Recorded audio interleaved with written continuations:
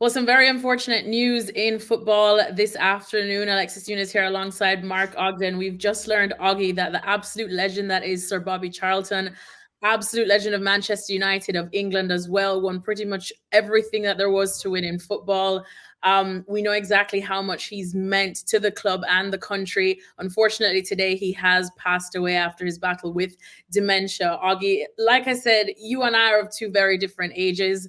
Yet both of us, I'm sure, grew up in different parts of the world, knowing of Sir Bobby Charlton, knowing exactly what he meant to England, having won the World Cup with England, having won the Ballon d'Or, and won so much for Manchester United as well. This is just, I feel like it's saying goodbye to one of the last true legends of the sport that we know. Yeah, I mean, look, he's a guy that does, across all the generations. And I think one thing that stands out for me is that obviously I never saw Sir Bobby play, but he had this reputation as being football's original gentleman. He was a guy that he just was such a great role model, great presence. But obviously the tragedy as well of Munich, he survived the Munich air disaster in 1958, which killed 8 Man United players, and a lot of those players he grew up with. And he was the last remaining survivor of the Munich air disaster. So obviously he's steeped in Manchester United's history. The fact that Sir Bobby survived Munich.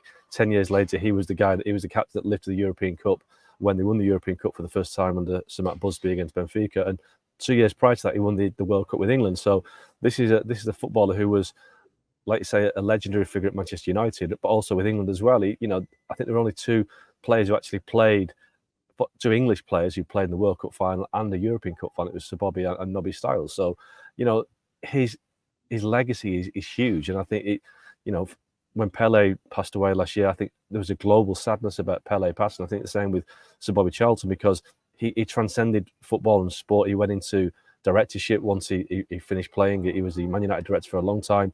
And the modern generation of fan would remember him as the guy that basically kept Sir Alex Ferguson in a job back in the days when Sir Alex's start at United was difficult, and Sir Bobby persuaded the board and said, look, stick with this guy, he knows what he's doing. And then they had this great success. But, he was, like I say, a gentleman of the game, great record, was England's all-time leading scorer and United for a long time before Wayne Rooney broke those records. So I think no matter where you are in the world, Bobby Charlton. That's because he had such a great record on the pitch and off it. As you said, someone who just completely transcended not just sports, but just generations. Like I said, you and I have 2 different ages, 2 very different countries that we grew up in, but we all know Sir Bobby Charlton. Our parents, grandparents, everyone told you about him. Over 600 appearances for Manchester United, almost 200 goals.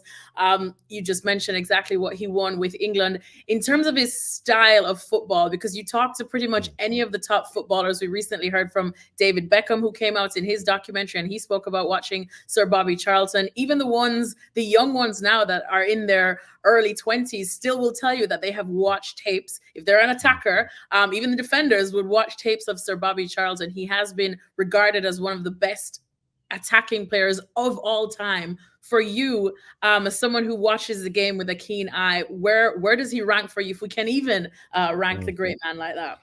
Yeah, I mean, look, if you look at the videos, and they are kind of grainy black and white videos now, back in 1966 and when he played at United, his goals were, box-to-box midfielder, could score amazing shots from 20 yards, 25 yards. And it's really hard to, compare him to a modern-day footballer. He had a bit of Kevin De Bruyne about him. He had a bit of Wayne Rooney about him. I think, David Beckham is a classic example. David Beckham was spotted by Sir Bobby Charlton back in the 1980s. And I remember this because I was at that age. I'm the same age as David Beckham.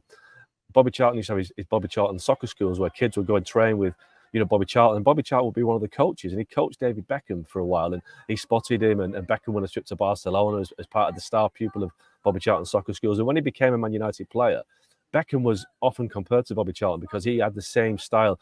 He would get box to box, he would score amazing goals from the halfway, 20-yard, 25-yard shots. And Beckham had a very similar game to Sir Bobby Charlton, but he wasn't Bobby Charlton because Charlton scored a lot more goals. And Beckham became England captain.